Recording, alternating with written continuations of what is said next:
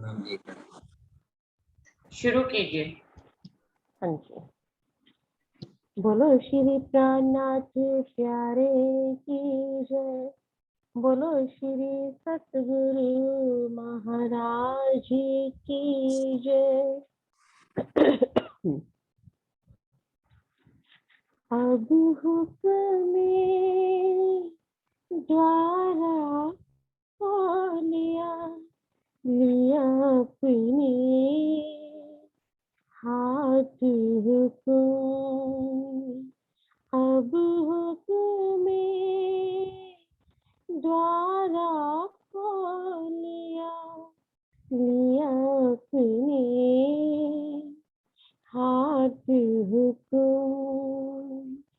दिल मोमिन के आए के, दिल मोमिन के आए के, अर्श पर बैठे कसम। अब हुक्म द्वारा खोलिया लिया अपने हाथ हुक्म। दिल मोमिन को अर्श कहिया, सब अर्श में न्यामत। दिल मोमिन को अर्श कहिया, सब अर्श में न्यामत।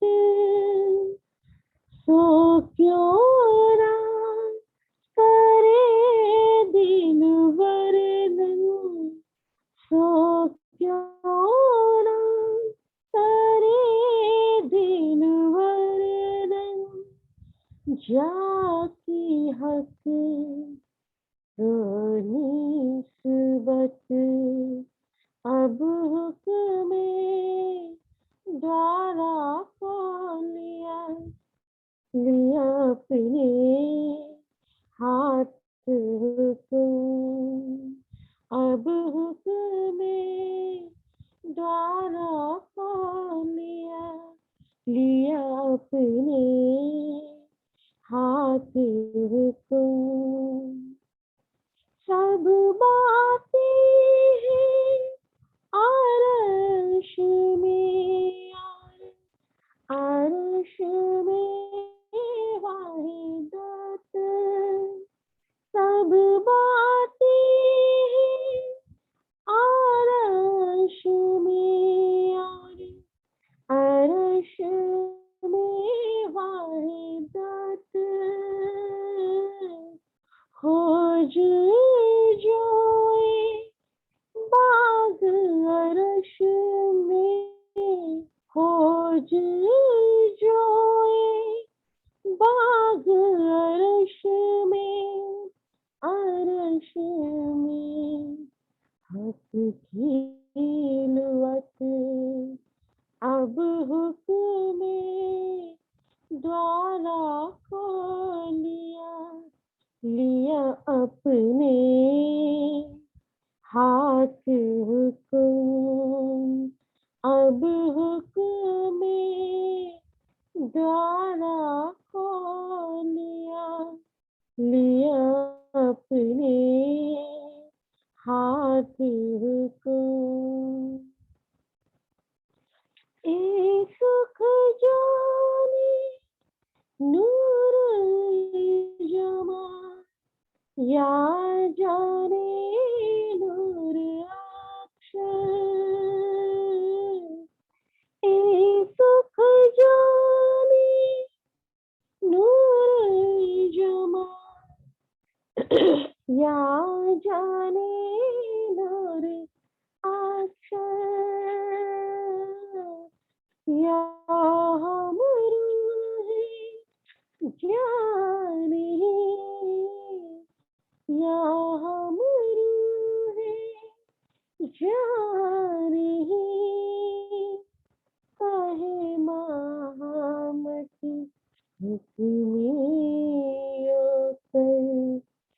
अब हुक्म द्वारा पा लिया अपने हाथ हुक्म, दिल मोमिन के आए के, दिल मोमिन के आए के, अर्श कर बैठे हसन, अब हुक्म द्वारा पा लिया अपने हाथ हुक्म, लिया अपने हाथ हुक्म, लिया अपने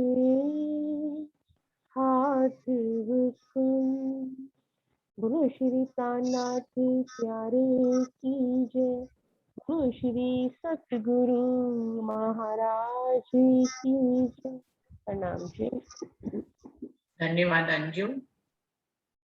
प्रणाम सभी सुंदर साथ जी को। शुरू करते हैं सुंदर साथ जी।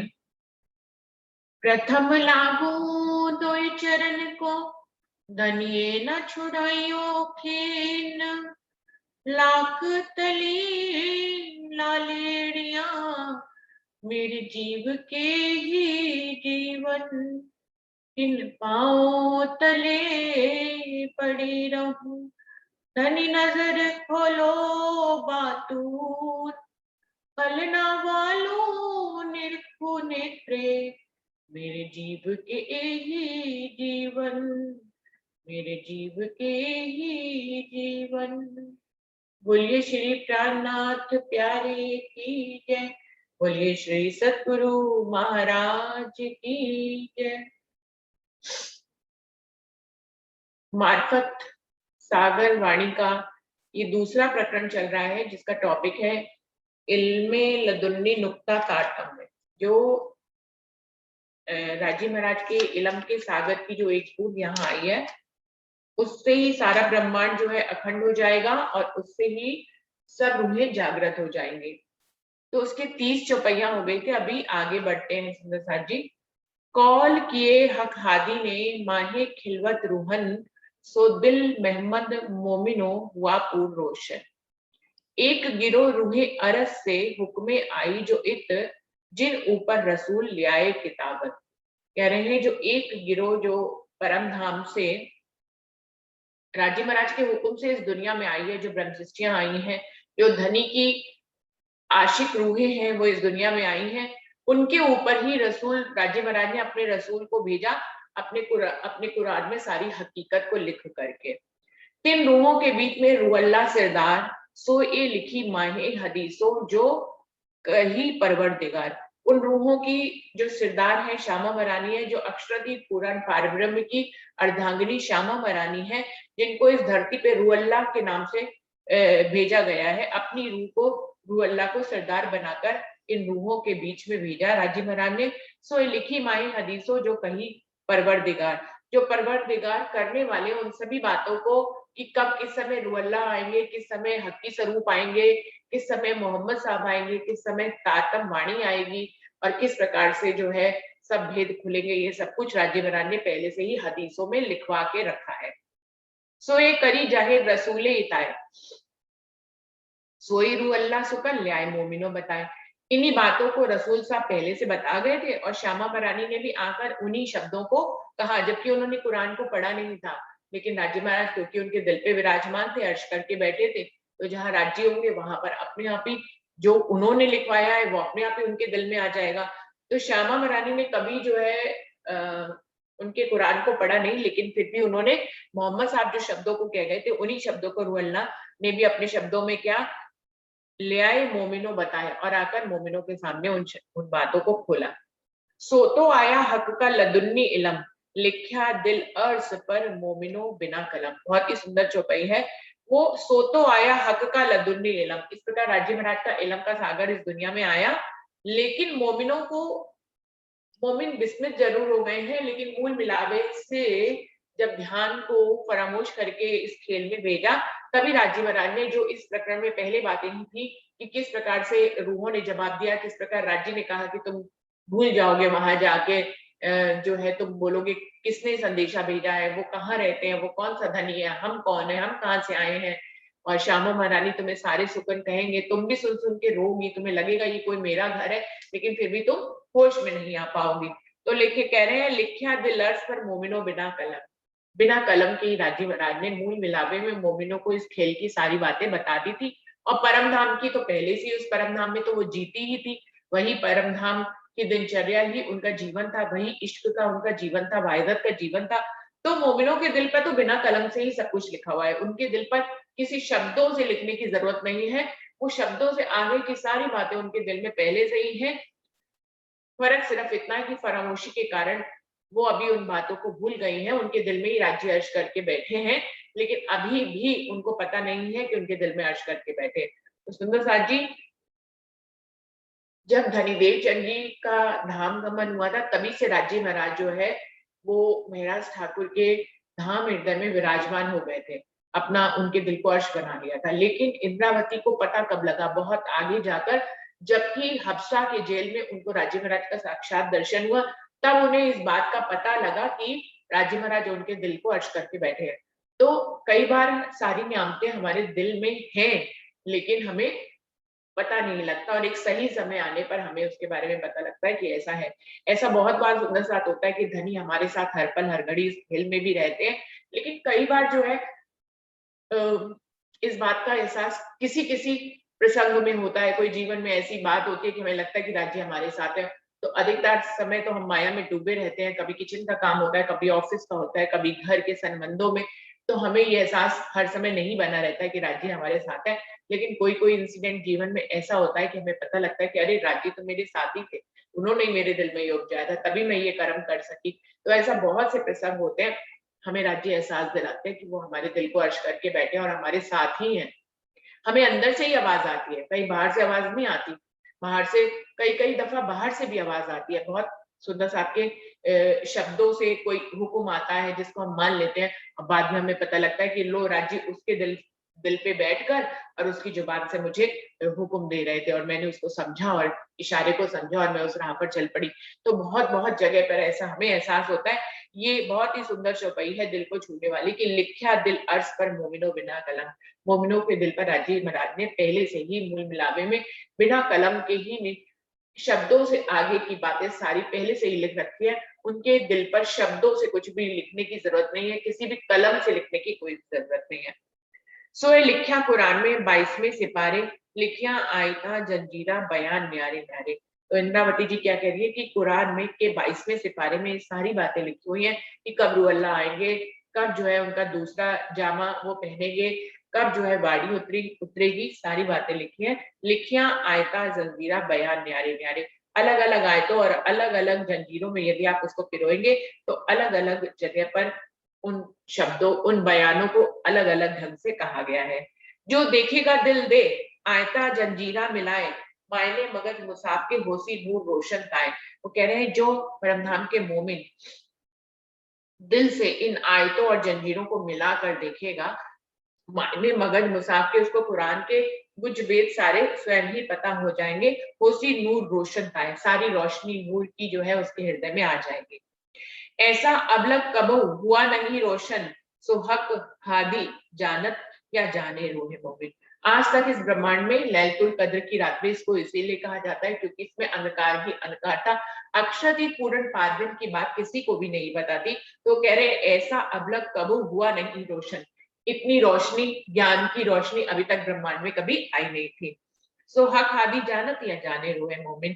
इस रोशनी को श्यामा महारानी यहाँ लेके आई, उनके दोनों तन हरा उल्ला सुपेद बुद्धि के माध्यम से जो है ये इलम यहाँ पर प्रचारित हुआ। तो इसको या तो राजी महाराज जानते हैं, या श्यामा महारानी जानते हैं, या हम परमधाम के मोमिन जानते हैं। जब हक का इलम हुआ जाहिर ए, तिन इल्मे कायम करी दुनी फानी होती जे। वो कह रहे हैं जब राजी महाराज का इलम इस दुनिया में आया, जाहिर हुआ, जिसने इस इलम को लेता चला गया, उसका जीव जो है, जो इस दुनिया में हमेशा जन्म मरण के चक्कर में पड़ा रहता था, वो अखंड मुक्ति योग माया के ब्रह्मांड में पा लेगा। तो ऐसा ब्रह्मांड न कभी हुआ है न कभी होगा, तो जैसा इस बार हुआ है, क्योंकि इसमें ऐसा इलम का सागर आया है जिससे मुर्दे लोग जीवित हो जाएंगे। मुर्दे जीवित होने का मतलब ये है कि जो जीव सृष्टि हमेशा जन्म मरण के बंधन में फंसी रहती थी और कर्म कांड के बंधनों में फंसी रहती थी, वो जीव सृष्टि जो है वो योग माया के 8 रिश्तों में हमेशा के लिए अखंड हो जाएगी और उससे शरीयत के सारे नियम टूट जाएंगे, वो हकीकत और मार्फत की तरफ आगे बढ़ जाएगी। उसको अक्षर की पूर्ण पारवन की पूर्ण पहचान हो जाएगी, वो एक दिन में आ जाएगी और उन्हीं की ही पूजन करेगी। ए सुकन बातून जिनको दिल बीच सुहाए, सो सुन के तबई एक दिन में आए। ये जो है तारतम वाणी के वचन जिसको भी दिल में चुभ जाएंगे, वो अपने आप ही राजी महाराज के एक दीन के फिरके में आ जाएंगे, यानी कि यहाँ पर सभी धर्म संप्रदाय एक अक्षरी पूर्ण पारब्रह्म के झंडे के नीचे आ जाते हैं। उसको कहते हैं एक दिन, यानी कि कोई अलग अलग धर्म नहीं। अभी आप देखें पूरे संसार में और भारत में तो अनेकों धर्म है, पूरे संसार में तो फिर देखा जाए कि क्रिश्चियन कम्युनिटी ज्यादा है, लेकिन अब भारत में देखें तो अलग अलग धर्म संप्रदायों के नाम से यहाँ पर बहुत से फिरके चल रहे हैं, मजहब चल रहे हैं। तो जब एक दिन होगा जो कि योग माया में होगा, इस ब्रह्मांड में तो नहीं होने वाला है कि सभी जो है एक झंडे के नीचे आ जाए। योग माया के ब्रह्मांड में जब उनको अखंड कर दिया जाएगा, तो वो पहली रिश्त में जो मेहराज ठाकुर जी का जीव और धनी देवचंद जी का जो जीव है, वो राज्य और श्यामा जी की का रूप धारण करके बैठेंगे और उन्हीं को योग माया के ब्रह्मांड में सभी उनकी पूजा अर्चना करेंगे, उन्हीं को ही पूजा किया जाएगा। यही एक दिन हो जाएगा। एक दिन बका अर्थ, लेकिन जितनी भी बातें 7वें दिन में होने वाली है, वो राजी महाराज ने कुरान में और हमारी वाणी में पहले से उसके संदेश दे दिए हैं। तो बका अर्थ हक सूरत हुआ नूर रोशन, सो ए सरत जाहिर हुआ फर्दा रोज का दिन। परम धाम की सारी बातें, राजी महाराज की सूरत का सारा बयान, राजी महाराज के शोभा और श्रृंगार का बयान, सब ये रोशनी जो है किस समय आएगी, अपनी शरत पर वो आकर जाहिर हो गई। जैसा कि कुरान में पहले से लिखा था कि जब रब आएगा तो वो अपनी अपने वेदों को खुद ही खोलेगा। उनके यार पूछते थे मोहम्मद साहब की कि जब रब आएगा, जो आप कहते हैं कि फर्दा रोज के दिन आएगा, यानी कि कल के दिन जब खुदा आएगा तो हम उसको पहचानेंगे कैसे? तो मोहम्मद साहब ने कहा उसकी पहचान एक ही है कि वो अपने कुछ भेदों को स्वयं ही खोलेगा और अपने स्वरूप और श्रृंगार का, अपनी सूरत का बयान भी वो खुद ही करेगा। खुदा की सूरत का बयान कोई दूसरा नहीं कर सकता, खुदा की सूरत का बयान स्वयं खुदा ही कर सकता है। तो श्यामा महारानी स्वयं खुदा ही है, हक की स्वरूप भी, उनको राज्य महाराज ने वैसे ही खुदा अपनी महिमा दे रखी है। तो वो कह रहे सो ए सरत जाहिर हुआ, अपनी सरत पर आकर वो सारी बातें जाहिर हो गई। क्या? परम धाम के 25 पक्ष जाहिर हो गए, राज्य महाराज की सूरत जाहिर हो गई, उनकी शोभा और श्रृंगार का नूर इस दुनिया में आ गया। फर्दा रोज का दिन, जिसके ऊपर मोहम्मद साहब ने ताला लगाया था कि वो कल के दिन, जब एक दिन और एक रात्रि बीत जाएगी तब कल का दिन आता है। क्योंकि कल का दिन कब आता है? जब 24 घंटे का होता है, एक दिन और एक रात्रि बीतने पे ही हम कल के दिन में आते हैं। वही उन्होंने कहा था कि जब कल का दिन भी, कल के दिन वो आएंगे फर्दा रोज के दिन में, जिसमें एक दिन और एक रात बीत जाएगी। ये अलग बात है कि वो एक दिन 1000 सालों का और रात जो है वो 100 सालों की होगी। जब एक दिन और एक रात बीत जाएगा तो कल के दिन खुदा स्वयं आकर अपनी सूरत का बयान करेगा। सो कलाम अल्लाह में फरमाई फजर, सो खुली हक में रूह बातून नजर। इस प्रकार से अल्लाह के कलामों में, यानी कि कुरान में जो है ये सारी फजर, सवेरा होने की बात पहले से ही फरमाई गई है कि कब किस शरत पे कौन सी रूह आएगी और वो क्या रोशनी बिखेरेगी। तो वो कह रहे हैं अपनी जो कलाम अल्लाह में फरमाई फजर, जिस सवेरे के बारे में फरमाया गया है, सो खुली हक इल्म, राजी महाराज का इलम से अब वो सवेरा किसको कहा गया है? खुल गया है, वो सवेरा हो चुका है, रूह बातुन नजर। और इसी सवेरे के कारण ही जब उजाला हो जाता है, दोपहर का सूरज उग जाता है, तो कहीं पे भी अंधकार नहीं रहता है और सब चीजें स्पष्ट रूप से दिखती हैं। तो इसी प्रकार से उसी सवेरे से रूहों की बातूनी नजर खुल जाएगी, यानी कि रूहों के दिल को राज्य महाराज अर्श कर लेंगे अपने इलम से, अपने इश्क से। रूहों से कुछ भी छुपा नहीं रहेगा और वो अक्षती पूर्ण पारब्रह्म की सभी न्यामतों को यहाँ बैठे बैठे देख लेंगी, समझ लेंगी और वहां तक पहुंच जाएंगी चितवनी के माध्यम से। तो रूहों से कुछ भी छुपा नहीं रहेगा, उनके बातूनी नजर खुल जाएगी। हुआ खासल खास जो रूह मोमिनो मेला, 72 से जुदा कया नाजी फिरका अकेला।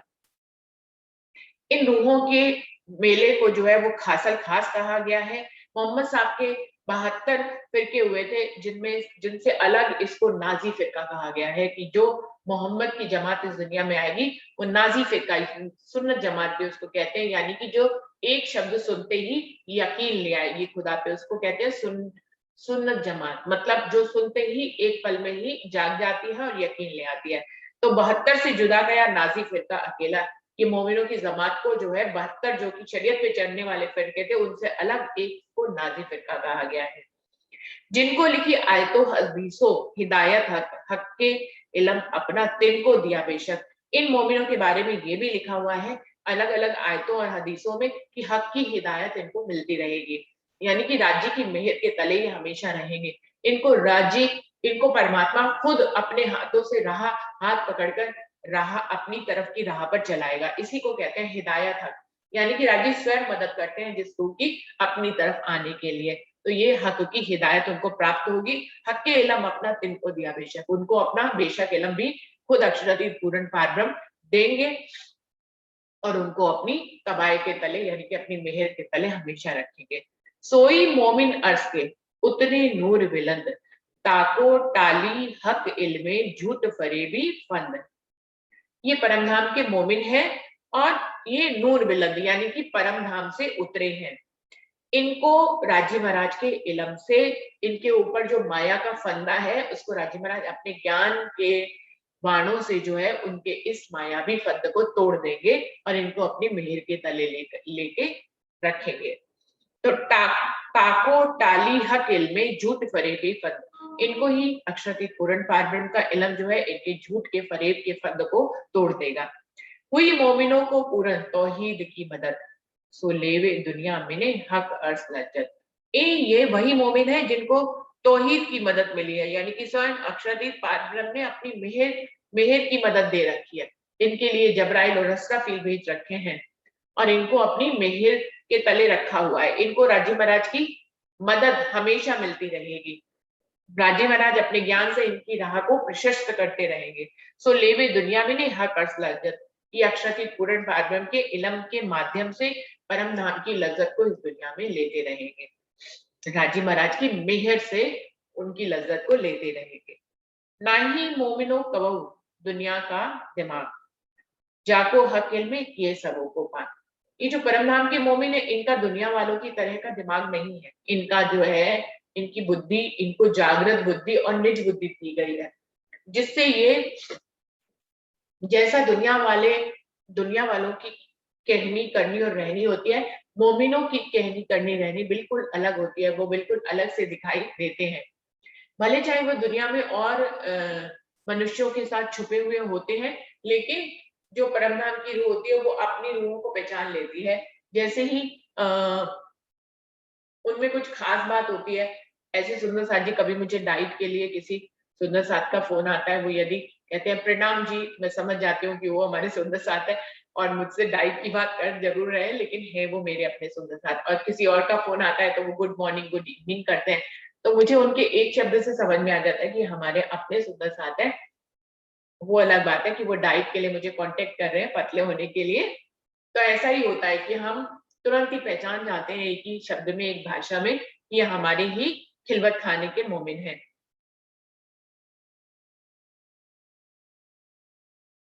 तो क्या कह रहे हैं, ना ही मोमिनो कबहू दुनिया का दिमाग, जाको हक इल्मे किए सबों को पाक। राजी महाराज के इलम ने इनको पाक साफ कर दिया है, इसीलिए इनकी कहनी करनी रहनी जो है जीव सृष्टि से एकदम जुदा होती है। ए जो मोमिन हकीकी सो कहे अर्स दिल, सो तो पाक हमें सगी रूहे अर्स निर्बल।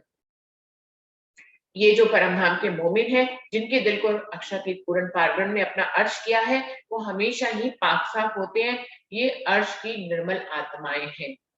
सिपारे 27 में लिख्या नीके कर, सो लीजो तुम मोमिनो बीच अर्श दिल धर। ये सारी बातें जो मोमिनों की पहचान की लिखी है, जो मोहम्मद साहब ने पहले से ही बता दिया था अपने यारों को कि खुदा जब आएगा तो उसको कैसे पहचाने और उसकी जो जमात आएगी उसको कैसे पहचाने। तो सारी निशानियां जो है 27वें प्यारे में अच्छी तरह से लिखी हुई है। सो लीजो तुम मोमिनो बीच अर्श दिल धर, उन 27वें सिपारे में जो ये पहचान लिखी है, उन पहचानों को मोमिनो इंद्रावती जी कह रही है आज चाहे तो पढ़ के देख लें और अपने दिल में उसको धारण कर ले कि ऐसी मोमिनों की पहचान पहले से ही लिखी है, तो आपके अंदर क्या वो सारे लक्षण हैं जो मोमिनों की पहचान के हैं? यदि हैं तो हम परम धाम की आत्म है। अर्श में सूरत मोमिनो जो कही है असल, तिन पाया बीच नासूद के बका हाहूती फल। परम धाम के बीच में उन मोमिनों की जो असल सूरत है, जो परातम का स्वरूप है, जो उसकी शोभा और श्रृंगार है, परातम हमारी जो राज्य के चरणों में बैठी हुई है, तिन पाया बीच नासूद के वही परातम की नजर जो है आत्म रूप होकर जीव के ऊपर विराजमान है और इस दुनिया में आई है। उन्हीं मोमिनों की बारे में बात कर रहे हैं कि उन्होंने ही खिलबत खाने के ज्ञान को इस दुनिया में पाया है, उनको ही हाहूती फल मिला है। हाहूती फल कहने से क्या तात्पर्य है? सुंदर साथ जी 4 शब्द आते हैं, नासूत, मलकूत, जबरूत, लाहूत और हाहूत। तो नासूत तो हमें मालूम है मरने मिटने वाले ब्रह्मांड को कहते हैं। नासूत ये जो जो हमारा कालमाया का ब्रह्मांड है, ये है नासूत। दूसरा है मलकूत। मलकूत किसको कहते हैं? बैकुंठ को कहते हैं, जहाँ ब्रह्मा विष्णु महेश का निवास है। तो नासूत, मलकूत, जबरूत। जबरूत किसको कहते हैं? योग माया के ब्रह्मांड को, अक्षर के ब्रह्मांड को जबरूत कहते हैं। नासूत, मलकूत, जबरूत, लाहूत। लाहूत किसको कहते हैं? परम धाम को, अखंड परम धाम को, जहां ना कोई जा सकता है ना कोई आ सकता है। और हाहूत, हाहूत कहते हैं खिलवत खाने को। लाहूत के अंदर जो है वो हाहूत है, यानी कि रंग महल। परम धाम के अंदर रंग महल, रंग महल के अंदर जो है पहली भूमि की 5वीं गोल हवेली जो है वो मूल मिलावा है, जहां हमारी परात्म जो है अपने असल, जो हमारा असल स्वरूप है, वो राजीव महाराज के चरणों के नीचे विराजमान होकर परामोश होकर इस खेल को देख रहा है। तो कह रहे हैं वो मोमिन जो कि उस खिलवत खाने से इस दुनिया में आए हैं, जिन्होंने आत्म की नजर से जीव के ऊपर विराजमान होकर इस खेल को देख रहे हैं, वही मोमिनों को यहाँ पर अखंड परमधाम का हाहूती फल मिला। यानी कि वही वो मोमिन है जो मूल मिलावे में पहुंच सकते हैं, यही वो मोमिन है जो परमधाम में जा सकते हैं, 25 पक्षों में रमण कर सकते हैं, राज्य की शोभा श्रृंगार में डूब सकते हैं। उनको ये हाहूती फल इस नासूत में ही मिला है। और गिरो फरिश्तन की मुत की परहेजगार, ए भी आए ललत कदर में तीनों तकरार। और वो कह रहे हैं जो दूसरी गिरोह है वो ईश्वर सृष्टि की है, यानी कि अक्षर की गिरोह जो है वो ईश्वर सृष्टि है, वो भी परहेजगार है। जिसको परहेजगार कहा गया, क्या मतलब? उसकी कहनी करनी चल रहनी चाल वगैरह जो होती है वो भी जीव सृष्टि जैसी नहीं होती है, वो मोमिनों जैसी ही चाल चलते हैं। बहुत मुश्किल है ईश्वर सृष्टि और ब्रह्म सृष्टि में पहचान करना। ईश्वर सृष्टि भी उतनी ही फना होती है जितने परमधाम के मोमिन फना हो जाते हैं। तो वो भी परहेजगार है, यानी कि दुनिया में माया से परहेज करते करते वो चलती है। ए भी आए लैलत कदर में, वो भी इस लैलतुल कद्र की आरती रात्रि के तीनों तकरार में, यानी कि ब्रज और रास और जागनी में, तीनों में ईश्वर सृष्टि साथ में थी। हम सभी जानते हैं कि ब्रज की लीला में भी ईश्वर सृष्टि जो है वो छोटी ग्वालिकाओं के रूप में थी, और वही योग माया के ब्रह्मांड में गई जहां पर रास हुई, और एक एक तन में ब्रह्म सृष्टि के एक एक तन के अंदर दो दो ईश्वर सृष्टि में बैठकर उस रास लीला को देखा। तो ब्रज में भी वो ईश्वर सृष्टि थी, रास में भी वो ईश्वर सृष्टि थी, और जानवी के ब्रह्मांड में भी वो ईश्वर सृष्टि आई हुई है। आम खलक जो तीसरी पैदा जो जुल्मात सो अट के वजूद में पकड़े कुल सरार। तीनों सृष्टि की अलग अलग पहचान यहाँ पर राजीव महाराज बता रहे हैं कि जो तीसरी आम खलक जिसको कहा गया है, जो सृष्टि होती है, जो जुल्मत से पैदा होती है, जो पुण्य कहने से पैदा हो गई, होजा कहने से पैदा हो गई, वो इसी वजूद में अटकी रह जाती है, और वो कुल सरात की यानी कि कर्म कांड की जो राह है, शरीयत की जो राह है, उसको पार नहीं कर पाती है, और वो उसी पे ही जीवन भर चलती रहती है। जबकि मुत की यानी कि ईश्वर सृष्टि जो है उसको परहेजगार कहा गया है कि वो दुनिया के माया के जो है सभी चीजें हैं उनसे अपने आप को परहेज करके रखती है। और ब्रह्म सृष्टि जो है वो तो फना ही हो जाती है राजीव महाराज के ऊपर, और उसको इस दुनिया में हाहूती फल मिला है।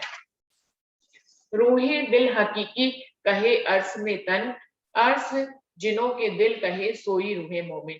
वो कह रहे हैं ये परमधाम की जो मोमिन है, इनके दिल को हकीकी दिल कहा गया है, यानी कि हमेशा परमधाम की हकीकत को ये धारण करती हैं। तो रूहे दिल हकीकी, इनके दिल में अक्षरातीत पूर्ण पारब्रह्म की सभी मार्फत और हकीकत की बातें हैं, तो इनके दिल को हकीकी दिल कहा गया है। कहे अर्श में तन, इनके असल तन परात्म स्वरूप में परमधाम में राज्य के चरणों में विराजमान है। अर्श जिनों के दिल कहे, इन्हीं के दिल को राज्य महाराज ने अपना अर्श किया है और अपना परमधाम की सम्याप्ति दी है। सोई रूहे मोमिन, ये परमधाम की वही परमधाम की मोमिन है। लिखी इन्हों की बुजुर्गी मुसाफ माहे सिफत, बीच मोहम्मद की हदीसों लिखी बड़ी इज्जत। ये वही मोमिन है, बुजरक मोमिन है, जिनकी सिफत जो है वो कुरान में अलग अलग जंजीरों में, अलग अलग आयतों में उनकी जो है अलग अलग ढंग से बयान करके सारी हकीकत लिखी गई है। मोहम्मद की हदीसों में भी इनकी महिमा को गाया गया है, इनको बड़ी इज्जत दी गई है और इनकी महिमा को बड़ा बड़ा कर लिखा है। जितनी बड़ाई अक्षरातीत पूर्ण पारब्रह्म को इस दुनिया में मिली है, उतनी ही बड़ाई हम रूहों को भी मिली है। अगर आप सुंदर साथ देखें तो अक्षरातीत पूर्ण पारब्रह्म को सारी दुनिया जितना भी समझ पा रही है, तो उनकी उनकी बड़ाई इस दुनिया में कितनी है कि वो एक खुदा, हर धर्म ग्रंथ कहता है कि खुदा एक है। तो वो एक खुदा कौन है? हम जानते हैं कि वो अक्षरातीत पूर्ण पारब्रह्म है। तो वो एक खुदा जो कि सबका साहिब है, जो सब आखिरुल ज़मा इमाम मेहदी है, जो बुद्ध निष्कलंक अवतार है, वो अक्षरातीत की हम धन्यानी है। तो हमारी बुजुर्गी कितनी है। जब जब अक्षरातीत पूर्ण पारब्रह्म की बात होगी, तब तब हमारी बात होगी। जब जब ये बात होगी कि वो परमात्मा जो है उसी से सारे हुक्म चलते हैं, वो अंतिम परमात्मा है, उसके बिना ना कभी कुछ था, ना कभी कुछ है, ना कभी कुछ होगा। ब्रह्मा विष्णु महेश भी उसके तले हैं। जब जब उसको इतनी बुजुर्गी दी जाएगी, वो परमात्मा जिसको अक्षर ब्रह्म कहते हैं, जिसको भी दुनिया अक्षर ब्रह्म तक को नहीं पा पाई, वो अक्षर ब्रह्म भी उस पूर्ण पारब्रह्म परमात्मा के दर्शन करने जाते हैं। उनकी रूहें जो है, जिनका दर्शन करने के लिए अक्षर ब्रह्म भी जाते हैं, उस अक्षरातीत की रूहें हम हैं, उनकी अर्धांगिनियां हम हैं। तो हमारी बड़ाई कितनी ज्यादा लिखी है, हमारी इज्जत कितनी ज्यादा मुसाफ में लिखी गई है। तो कह रहे हैं बीच मोहम्मद की हदीस लिखी बड़ी इज्जत करके इन मोमिनों के बयान को लिखा गया है। महामती कहे इन मोमिनो तुम्हें करी हिदायत हक, और कहूँ फिर के पैगंबरों जो चलाए हुए मुजरत। इंद्रावती जी कह रही है कि हे मेरे परमधाम के मोमिनो, तुमको राजी महाराज ने खुद ही अपनी हिदायत में रखा हुआ है। राजी महाराज ने तुम पर स्वयं अपनी मेहर की बारिश करी है। वो स्वयं तुम्हें इल्म और मेहर के सागर में आए। परम धाम में किस पर वो मेहर करते? एक भजन भी बनना था कि परम धाम में राजी महाराज और उन्हें इतने इश्क में थी कि कौन किस पे मेहर करे, ये नहीं हो सकता था। इसीलिए कहते हैं कि 8 सागरों की लीला इस दुनिया में जरूर आई है। परम धाम में तो सिर्फ 4 सागरों की लीला थी। तो उसमें मेहर का सागर जो था, इल्म का जो सागर था, वो दोनों ही वहां पर उसकी जरूरत नहीं थी, क्योंकि वहां पर इश्क में इतने गर्क हैं कि वहां द्वैत है ही नहीं। तो कौन किस पे मेहर करे, कौन किसकी मेहर में रहे। ऐसे ही सभी को वहां पर ज्ञान की जरूरत ही नहीं है। सब अक्षरातीत पूर्ण पारब्रह्म के इश्क में इतने रमे रहते हैं कि उनको इल्म की जरूरत ही नहीं है। वहां कोई भूलता ही नहीं है, तो उसको जगाने की जरूरत ही नहीं है। तो राजे महाराज ने तुम्हें करी हिदायत हक, स्वयं राजे महाराज ने तुमको अपने मेर के सागर में लाए हैं। तुम्हें राजे महाराज ने स्वयं अपने इल्म के सागर में डुबोया है, और इस प्रकार से राजे महाराज ने तुम्हारे ऊपर स्वयं ही हिकमत हिदायत करी है। और कहूँ फिर के पैगंबर जो चलाए हुए गुजरत, हमेशा जो पहले प्रकरण की आखिरी चौपाई होती है, उसमें हमेशा अगले प्रकरण का एक इशारा होता है। तो इसमें भी यही कह रहे हैं कि यहाँ तक तो मैंने इल्मी लदुन्नी नुक्ता तारतम्य की वाणी में क्या कुछ लिखा है, और आयतों और हदीसों में किस तरह की गवाहियां दी गई हैं, परमधाम के मोमिनों के स्वरूप और श्रृंगार के बारे में बताया गया है, उन सब के बारे में इंद्रावती जी ने बताया। लेकिन अभी वो कह रहे हैं यहाँ तक तो मैंने आपको बात बताई है, अब मैं आपको फिर पैगंबरों के माध्यम से जो फिरके चले हैं उनके बारे में अगले प्रकरण में बताऊंगा, जो चलाए हुए बुजरक, क्योंकि उन पैगंबरों के जो फिरके चले उनमें से कैसे कैसे वो बुजरक बन गए, और उन्होंने किस तरह से सारी बातों को छुपा लिया, कैसे उसमें एक मोमिनों का नाजी फिरका आया और फिर उसने राज्य महाराज की बातों की पहचान करी और उसको दुनिया में जाहिर किया। तो ये सारी बातों को इंद्रावती जी कह रही है मैं अगले प्रकरण में बताऊंगी। लेकिन मैं तुम्हें ये कह दूं कि तुम परमधाम के मोमिनो, और तुमको राज्य महाराज ने अपनी हिदायत में रख रखा है, अपनी मेहर के तले रख रखा है, अपनी कबाए तले छुपा के रखा हुआ है। और ऐसा उन्होंने सिर्फ परमधाम के मोमिनों को ही दिलाश किया है, उन्हीं को ही अपनी हिदायत में लिया है। यहाँ पर प्रकरण खत्म हो रहा है सुंदर साथ जी। अभी अगला प्रकरण जो है वो बाब फिरकों का, वो हम लोग कल लेंगे, समय भी पूरा हो रहा है तो यहीं पर चौपाई को दोहराते हैं। श्री महामती कहे ए मोमिनो, तुम्हें करी हिदायत हक, और कहूँ फिर के पैगंबरों, जो चलाए हुए बुजरक, जो चलाए हुए बुजरक।